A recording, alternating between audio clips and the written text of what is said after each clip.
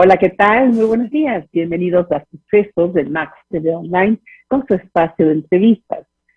Familiares de Javier Ortega, Paul Rivas y Efraín Segarra presentaron una acción legal ante la Corte Constitucional para que se desclasifiquen las actas de las reuniones del Consejo de Seguridad Pública del Estado, el COSEPE, en las que se trató información sobre el secuestro y asesinato del equipo de prensa por grupos armados en la frontera colombo-ecuatoriana. Apoyemos esta iniciativa en busca de la verdad. Pido a los medios de comunicación que también mantengan vigente este tema. Se lo merecen los familiares de los periodistas, se lo merece el país. Y vamos con los temas de hoy. Nos acompañan el doctor Osvaldo Moreno Ramírez, politólogo. Los sectores sociales protestan, el gobierno invita al diálogo, fórmula que funcionará esta vez. También está el doctor Francisco Plaza, presidente de la Federación Médica de Guayas, para hablarnos sobre las nuevas variantes del COVID. ¿Son realmente una amenaza? El editorialista de hoy, Héctor Yepes, exasambleísta, su visión sobre la defensa de la vida desde la concepción. Aquí somos pluralistas, todo el mundo puede emitir su criterio dentro de los márgenes normales y naturales. Muy bien, vamos a iniciar entonces con el doctor Osvaldo Moreno Ramírez. Él ya está conectado vía Zoom. Un gusto tenerlo con nosotros. Déjeme contarle a la gente que nos sigue algo sobre usted. Él es licenciado en Ciencias Sociales y Políticas en la Universidad Católica Santiago de Guayaquil. Tiene un diplomado en Ciencias Políticas y asesoría en campañas electorales. Docente de la Universidad Pontificia de Salamanca. Ha trabajado con distintos partidos políticos de Latinoamérica y pertenece a la agencia de consultoría política Consultores Políticos Independientes, del cual es director regional de Latinoamérica desde el 2004. Doctor, bienvenido cuando son las 7:06. Buenos días. Buenos días, querida Yolanda. Un gran abrazo a usted y a su audiencia. Muchas gracias. El incidente provocado por los periodistas de La Posta, Anderson Boscan y Luis Eduardo Vivanco, durante el cual denigraron la imagen de Leonidas Issa, presidente de la CONAIE, fue rechazado por la ciudadanía, el gobierno y otros sectores sociales de derechos humanos, académicos y más. ¿Tuvo también este hecho, le pregunto a usted, repercusión con respecto al propio tablero político, al posicionamiento de Leonidas Issa dentro de ese tablero político? Bueno, hay cosas que analizar en ese contexto, ¿no? Primero, entender que los formatos digitales es muy difícil migrarlos a formatos abiertos, mucho más en un país donde la conectividad es bastante escasa, hay mucha fantasía. Solo el 54% de la población tiene acceso a conectividad móvil. Si usted va fija, hilamos mucho más fino, es mucho menor. Y eso se reflejó con la deserción y casi el 40% de alumnos del sistema de educación pública que no pudieron estudiar por ausencia de equipos o conectividad a nivel nacional. Yo creo que eso fue un fracaso, digamos, para la gente, para no sé, esta empresa o como quiere llamarse La Posta, porque prácticamente no duraron ni 2 programas. Yo creo que no debieron pasar del segundo, inclusive del primero. Pero hay una lección interesante. Yo creo que ellos nunca nos engañaron. La Posta se mostró tal cual y como es. El contenido que en lo personal a mí no me parece periodismo, en ocasiones parece repudiable, pero ellos no nos engañaron. Lo bueno, y yo creo que el verdadero golpe que ellos se pegaron, más que si el programa fracasó o no, es que afortunadamente se dieron cuenta que no somos como ellos. Es decir, ellos se mostraron tal cual como son, pero la población afortunadamente les dijo, un momento, no somos como ustedes, eso no. Y de alguna forma terminó beneficiando un poco a Issa, porque en este momento usted mejor que nadie sabe que los espacios en política no tardan en ser llenados y hay un espacio de construcción, o que tiene que estar en construcción, es de quién va a ser el opositor o el gran opositor, digamos, de este gobierno, de este proceso que está iniciando. Yo creo que el gobierno está todavía muy fresco, son menos de 90 días, mes y medio, todavía creo yo que se están asentando. Hay cosas que, por ejemplo, no entiendo, como el hecho de que después de 12 años de trabajar con un equipo prácticamente ratificado los mandos medios del morenismo, que de antesala también algunos eran correístas, pero en todo caso en ese proceso de construcción se requiere, o la sociedad surge de la asociación opositor. Y en este momento, claro, pues todavía muy temprano, obviamente la ausencia de Correa, el estar debilitado por su derrota o de su candidato, el estar, digamos, fuera del país, hace que ese espacio alguien lo tenga que ocupar y pensaría que Isa podría ser ese ocupante. Sí, efectivamente, finalmente usted dio en el blanco cuando habló de este posicionamiento, porque aparentemente en lugar de denigrar lo que parecería que fue la intención de los dos periodistas, lo que hicieron fue darle una mejor posición política, incluso dentro de la sociedad en términos generales, porque muchas gentes que siendo detractores de Leonidas Visa, sobre todo por los hechos de octubre del 2019, salieron en defensa de él al haber sido atacado su ser y no sus actuaciones, más o menos, ¿no? Entonces, eso creo yo que también, como otros analistas, le ha dado alguna fuerza mayor políticamente. Ahora, incluso Pachacutic busca un acercamiento con la CONAIE después de la separación, ¿verdad?, durante las últimas elecciones. Es más, Marlon Santi, coordinador nacional de Pachacutic, dijo que atenderán la agenda de la CONAIE, la cual será canalizada en la Asamblea. Esto hace prever un endurecimiento de la bancada de Pachacutic ante el oficialismo y una oposición más marcada. Bueno, en estos temas juegan, no es un juego de solitario. Es decir, en esto las cosas se parecen, a veces pongo la analogía del fútbol, ¿no? Gana el que menos se equivoca. Y dependerá también de cómo actúe el gobierno nacional. Yo lo que observo, obviamente, de estos espacios, es que hay 3 o 2 alas dentro del gobierno que están en este momento, no diría en una pugna, sino en un proceso de consolidarse. Un ala que es la que espero que no se imponga, una radical, una muy radical, y un ala más moderada, digamos, ¿no? Entonces todavía tengo la impresión de que no se impone o no queda claro quién va a ganar esa disputa, que pasa en todos los gobiernos. Correa tenía la derecha, por decirlo. Entonces, dentro de ese contexto, mucho de lo que pase con los movimientos sociales de la oposición va a definir se va a definir finalmente cómo gobierne Lazo, ¿no? Hay cosas, por ejemplo, como el plan de vacunación. A mí me parece una barbaridad que hayan prescindido de las cadenas nacionales y piensen que esto lo pueden publicar con TikTok, con Facebook Live. Y eso se refleja, sí, claro. Usted en este momento tiene gente que se está vacunando masivamente, pero son estudiantes. El problema de la vacunación no tanto es la gente que vaya a ocupar el sistema de salud privada, sino la gente que ocupa, la que colapsa el sistema de salud pública, que son los sectores populares, que son los que no están informados y no tienen idea, ¿no? Entonces, hay algunas cosas que el gobierno, en este proceso de legitimarse, porque recordemos que la elección de Lazo fue convulsa, no dejaron inscribir a Correa como vicepresidente, no dejaron inscribir a Alvarito, el cuenteo de Yacu Pérez fue cuestionado, se pelearon con su aliado, digamos, natural, que lo ayudó a consolidar estas cosas que le acabo de nombrar, que fue el... A ver, cuando usted dice, cuando usted habla de todos estos hechos, de que a quienes no dejaron hacer, en definitiva, poder participar normalmente en las elecciones, ¿a quién se refiere que no les dejaron? Bueno, a los hechos, el hecho con la participación... Sí, pero ¿quién no les dejó? Usted está insinuando que detrás estaba Guillermo Lazo no permitiendo que esto ocurra.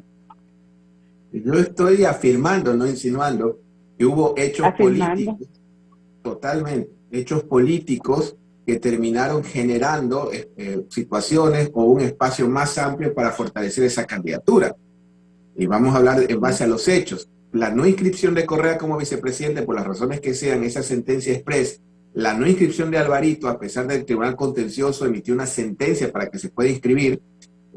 Yacu Pérez estuvo 2 semanas prácticamente en primer lugar en segundo lugar durante la primera vuelta. Entonces, todos estos hechos que yo le puedo afirmar que pasaron, también le puedo afirmar que beneficiaron de alguna forma o facilitaron el camino a Guillermo Lazo. Lo que no puedo dar fe o afirmar es exactamente cómo se configuraron o quién los elaboró. Pero eso no lo hizo la mano invisible ni fueron producto del destino. Fueron hechos políticos que generaron consecuencias políticas. Que bueno, ahora, que ya fueron... Supuestamente no todos tuvieron la misma fuente, porque por un lado, primero no veo yo que Guillermo Lazo en ese momento tuviera la fuerza política como para poder hacer que ciertas cosas ocurran a nivel del tribunal, el tribunal electoral. Pero sí, en cambio, Nebot, sí, en cambio, Correa. Ellos sí tenían una fuerza y una trayectoria, incluso se hablaba ya de algún tipo de acuerdo que viene ya desde hace algún tiempo. Entonces, por ejemplo, no creo que sea la misma fuente, quizás, no sé, la que dejó afuera a Álvaro Noboa que la que dejó afuera a Yac Pérez. O sea, la misma gente promoviendo esos dos hechos, no lo sé. Usted acaba de nombrar a uno de los actores, por lo menos Nebot, que era un aliado incondicional, digamos, y era de alguna forma un brazo político que tuvo la candidatura de Lasso hasta a la semana de posesionarse. De otro, en el cual el presidente estuvo totalmente de acuerdo para pactar con él en la asamblea y finalmente, bueno, no se dio ese pacto. Pero en todo caso fueron hechos políticos, reitero, hechos políticos, que de alguna forma hicieron que se dieran las situaciones que se dieron. Por poner un ejemplo, el costo de no haber dejado inscribir a Alvarito, por poner un ejemplo, de alguna forma deslegitimó el Tribunal Contencioso y Dios te lo ve a Yunda abanicándose y silbando y riéndose de la sentencia del Tribunal Contencioso Electoral. O sea, el costo fue muy alto y algo generó esa situación. En todo caso, reitero, esas situaciones lo que hacen es que un gobernante o una línea de gobierno tenga que legitimarse en el ejercicio. Y en ese ejercicio,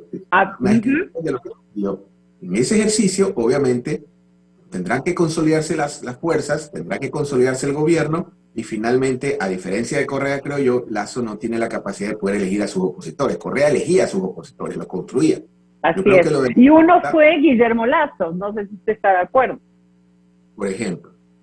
Porque claro, con Correa en el Ecuador, Lasso era inofensivo, ¿no? Entonces, o cualquiera de sus opositores, porque fue una etapa de la historia y ojalá Lasso se consolide también con un liderazgo muy fuerte. Y le aseguro, yo soy de los que quisiera soñar que Lasso se reelija y si se reelija en algún momento será porque fue un gran gobierno. En todo caso, el gobierno del señor Lasso tendrá que consolidarse durante el ejercicio del gobierno y durante la gestión efectiva. Y eso se hace gobernando. Vamos a ver qué alas impone, como yo le planteaba. Y veamos, ejemplo, lo que acaba de pasar en la provincia del Guayas, por ejemplo. Ese paro no lo generaron los páramos, digamos. Ese paro no salió de la CONAIE. Ese paro era en la médula, porque muy poca gente lo visualiza, lo analiza tal cual es. Ese paro fue en San Borondón. Acuérdese usted que San Borondón es la capital subrogante de Guayaquil. Entonces, ese paro fue aquí en Daule, en todo el eje arrocero. Es prácticamente la médula, la mata, digamos, la esencia de la provincia del Guayas. Afortunadamente entiendo que el gobernador del Guayas, el doctor Cayano, que es un hombre con mucha experiencia y bagaje político, lo pudo resolver. Pero son situaciones que ahí es cuando no funciona el TikTok ni las redes sociales. Sí, sobre ese tema de comunicación quiero tratarlo también con usted. A propósito de los paros, Guillermo Lasso ha venido hablando de extender la mano para invitar al diálogo al tiempo que amenaza con aplicar mano dura contra quienes paralicen el país. Ya van estos dos paros, ¿no? Que se solucionaron rápidamente a través del diálogo. ¿Será que estamos entrando en una nueva era en donde va a primar la discusión de los problemas entre las partes, hablemos del oficialismo y los sectores afectados con seriedad y compromiso de lado y lado, sobre todo cumplimiento del lado oficial? Me encantó lo que acaba de decir Yolanda, porque efectivamente debemos, es en plural, debemos, no solo el gobierno, los actores políticos, la opinión pública, la gente debe de hacer conciencia, así como nos vendieron el cuento de que, o por lo menos el miedo de ser Venezuela, y en base a ese miedo nos convirtieron en la peor versión posible del Ecuador. El fracaso de Lasso no será Venezuela, será Senegal, Sudán del Sur. O sea, no podemos darnos el lujo de equivocarnos en el sentido de que este gobierno fracase. Y en ese sentido hay que apoyarlo. ¿Ya? Ahora, yo tengo dos lecturas sobre el tema de las protestas, si me permite. Cuando hablamos de mano dura, es complicado. En el caso hablemos de Colombia. Para mí, bueno, no sé qué tanto me conozca, pero para mí los derechos humanos son iguales en Cuba, en Colombia, en Venezuela, en Chile, donde sea. Los derechos humanos son integrales y son los mismos, y lo que la CIDH diga en Colombia, en Cuba, en Venezuela, para mí debe ser de aplicación. Les ponía este ejemplo, porque en el caso colombiano, el señor Uribe, sobre todo Uribe, lleva más de 20 años gobernando, o con alguien gobernando por él. Ya para ellos un muerto más, un muerto menos en detalle.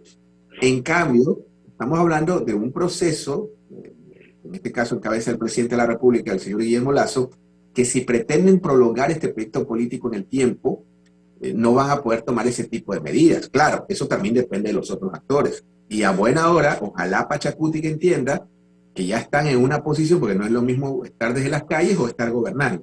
Son un poder del Estado prácticamente, que es la Asamblea Nacional. Entonces Pachacuti tiene una oportunidad histórica de demostrar a sus electores, porque, a ver, vamos siendo serios en el sentido de que las protestas de octubre fueron lo que posesionó y ubicó a Pachacuti, y estuvieron a punto de estar en segunda vuelta, si es que no estuvieron. Algunos manifiestan que sí. Así que en todo caso, es responsabilidad de todos, no solo del gobierno, que este gobierno tenga éxito y que finalmente el país se enrumbe. Y el viento está favorable para ello. Fíjese usted, el gobierno del Moreno, que yo no he ocultado en ningún momento que considero que es un gobierno nefasto, el gobierno Moreno armó un presupuesto del Estado con un petróleo de 30, $35. El petróleo aparentemente, a que va a superar los $100. Entonces, el gobierno tiene que entender, especialmente el círculo del presidente, que esto no es una empresa, no es un banco, esto es un gobierno. Un gobierno y el Estado tiene otra lógica. Y si logran entender esa dinámica de lo público, de lo comunitario, de que el Estado somos todos, del bien común, yo creo y espero, ojalá, que el gobierno de alguna forma tenga éxito y unos años ustedes estemos hablando de lo afortunado que fuimos. Ojalá, déjeme soñar, déjeme fantasear, porque creo que el Ecuador lo necesita. Sí, de acuerdo con usted, está dando visos del gobierno de querer hacer las cosas pues de la forma correcta, con bastante transparencia hasta ahora, y estoy también de acuerdo con usted que el nivel de comunicación, que digamos la forma, la dinámica de comunicación no es adecuada. Este no es un país que tenga el internet tan desarrollado, digamos, y que llegue a tantos sitios. Hay zonas rurales en donde no llega, inclusive en las grandes urbes hay partes que por los niveles de pobreza, etcétera, tampoco llegan. Entonces, no sé si será la mejor forma. En eso coincido. No me voy a adentrar en eso porque el tiempo se nos está quedando corto. Lo que yo quería más bien es que ya con 45 días, ¿no?, después de iniciado el gobierno, tenemos un plan de vacunación que de alguna forma está andando bien y está cumpliendo las expectativas, aparte que los noticieros todos los días nos traigan el detalle de la gente que tuvo que esperar, etcétera. A pesar de eso, hay más gente que dice que las cosas están funcionando. Después del diálogo con los sectores estratégicos, de alguna manera se están dando, se están evidenciando, algunos irrumpen como estos de los paros, ¿no? El tema de desnutrición infantil, se están tomando algunas medidas. Sin embargo, hay una parte en donde está muy rezagado el gobierno. Hubiéramos esperado más acción debido a la reactivación económica, que es tan fundamental, y esto tiene que ver con la reforma tributaria y la reforma laboral, que están pendientes. Hasta ahora solamente se ha enviado la ley correspondiente al tema de comunicación a la Asamblea, y los otros dos están rezagados. ¿Qué será? ¿Será un cálculo político? ¿Será que prevén que no tienen la fuerza o temen que esa sea la chispa que encienda la pradera? ¿O alguna otra idea que usted tenga? Por ejemplo, el otro día o ayer estaba leyendo esta reforma de eliminación de aranceles, que bueno, prácticamente adicional podría beneficiar, digamos, a los consumidores, aunque tienes otras opciones, pero beneficia directamente a los grandes importadores. Pero usted sabía que esa medida representa $180 millones menos a la caja, por ponerle un ejemplo. Sí, así es. Entonces, no sabía la cifra exacta, pero sí. Entiendo que representa 165, 166 millones menos de flujo directo a la caja. Es decir, aquellos que les encanta el salmón de Alaska o las trufas checas, le van a salir más baratas. ¿Me explico? Entonces, sí, está bien y son parte, yo creo, ya de conceptos o de acciones más ideológicas que otra cosa. Entonces va a llegar un momento efectivamente en que yo no diría la luna de miel, pero que esta etapa de transición, recordemos que hubo 12 años de un gobierno como el de Correa, que era la tesis totalmente contraria, que apostaba más a lo estatal, un gobierno como el del Moreno, que un día era neoliberal, al día siguiente volvía, recaía, me explico. Entonces ellos tienen que generar una impronta y se dan muchas cosas. Fíjese, por ejemplo, la gente no habla o de pronto no se dieron cuenta los periodistas, aunque no tienen por qué saberlo todo tampoco, ni yo. Ecuador votó a favor de Cuba hace no muchos días en la Asamblea de la ONU, votando a favor de que se levante el embargo, ¿no es cierto? Entonces son señales que tú dirías, ah, ok, el canciller le explicó al presidente, porque ese tipo de votos no los hace un canciller sin levantar el teléfono y pedir la autorización expresa del presidente de la República, que de acuerdo a la Constitución es quien delinea nuestra política exterior.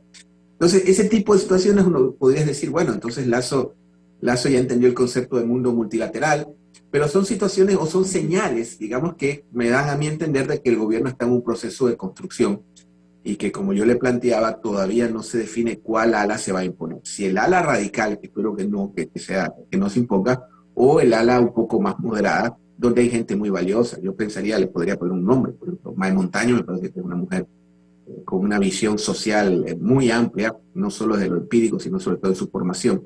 Entonces, para poder implementar lo que usted acaba de decir, la desnutrición infantil, por ejemplo, que es una brutalidad el porcentaje que nosotros tenemos, estamos compitiendo con esos países que dije que no debemos competir, ¿no? Con Senegal, Burkina Faso, Haití. Entonces, para esto necesita flujo.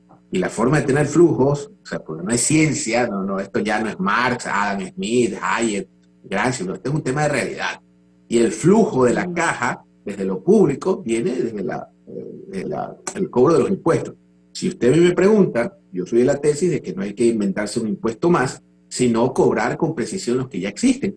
Yo le aseguro que si en cadena nacional un viernes el presidente saca la lista de los 10 más grandes evasores, el sábado en la madrugada encarcela la mitad con todo el peso de la ley, el lunes todos están al día y usted tendría un ingreso muy fuerte de flujo y dinero de la caja. Entonces, yo soy de la tesis de que no hay que inventarse un impuesto más, sino cobrar efectivamente lo que existe. Espero que nos vuelva a acompañar. Me encantaría profundizar en este tema del ala radical del gobierno y otros temas que sí son importantes, como esta visión, pues obviamente mucho más liberal, y lo que tiene que ver con privatizaciones, etcétera, la visión sobre el IES y otros temas más. Lo haremos más adelante. Ojalá realmente nos dé el honor de contar con su presencia. Por lo tanto, nos toca despedirnos, ya se nos acabó el tiempo. Muchas gracias por habernos acompañado, Osvaldo. El honor es mío, Yolanda, querido. Un abrazo a todos y buenos días.